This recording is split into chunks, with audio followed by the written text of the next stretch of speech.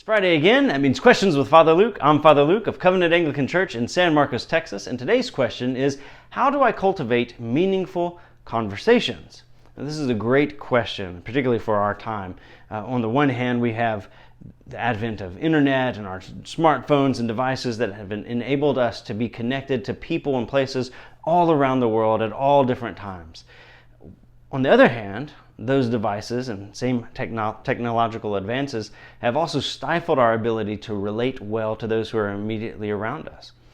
Studies have shown that some 61% of young people describe themselves as having battled serious loneliness in their lives, that there's this loneliness epidemic that we struggle with in Western society. And the reasons for this reality are multifaceted, very all over the place. Some of it is just the way that our pace of life has gone, the way we spend our time, our money. It makes it hard to connect with other people. But also our devices have been part of the blame, right? They've trained us to look for sound bites, to engage in kind of meme-esque type depths instead of meaningful conversations. And so this is something we really have to work on. And there's a lady named Heather Holman who has a book called The 6 Conversations, in which she's encouraging a conversation revival. And early in the book, she says that we've got to change our mindset when we're talking with people. And we need to have this, she calls it kind of 4 different mindsets when we're trying to have a good conversation with people. First, we need to have a genuine curiosity about who this person is and the things that are going on in their life, the things we're asking them about or they're talking about. The second thing is we need to have a positive regard for this person. We need to believe the best and good for them. We need to be, thirdly, invested in the thing. Like ultimately their success and their good things that are working out for them will benefit and bless us in some ways, right? Whether directly or indirectly. And the fourth thing is we got to have mutual sharing for conversation to work, right? Conversations at the very least are going to be two-way, right? If you find yourself in a conversation and you're only interested in sharing your story, then you're doing it wrong. And if you find yourself thinking little of that person, right, that there's no hope for them, then you're doing conversation wrong. We need to ask questions that help us discover the interest and the anxieties of the other person.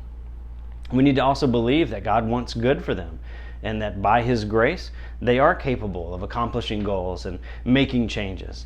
We need to understand that their success and their good is ultimately our success and it's our good.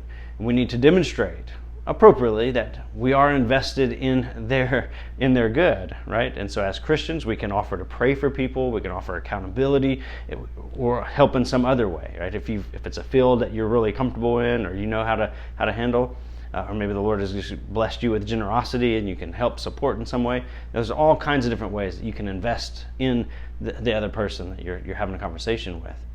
Now, finally, we also need to be able to open up ourselves to vulnerability, right? We don't want to hijack the conversation, but we want to mutually engage and mutually share in the dialogue, right? We want to invite them to be curious about us and for them to hope for our good and for them to invest themselves in our lives. And we want to repeat then this act of mutual sharing. Now, there are a lot of other books that are helpful on this theme. Rosario Butterfield wrote a book called The Gospel Comes with a House Key that helps us to think more intentionally about opening up our homes as gospel places for mission. There's another book called The Art of Neighboring. It helps us to think outside the box and look back at our neighborhoods and who are our neighbors and do we really know them and how can we begin to engage with them. And so there are a lot of ways that we can do this. Some of it's going to just start by training ourselves to have these kinds of mindsets and then to be intentional about creating space in our lives to welcome others into it. Now, maybe you have other thoughts or ideas on how to cultivate meaningful relationships and conversations. If you do, I'd love to hear them. Put them in the comment section, or better yet, join us at Covenant Anglican Church, and let's connect.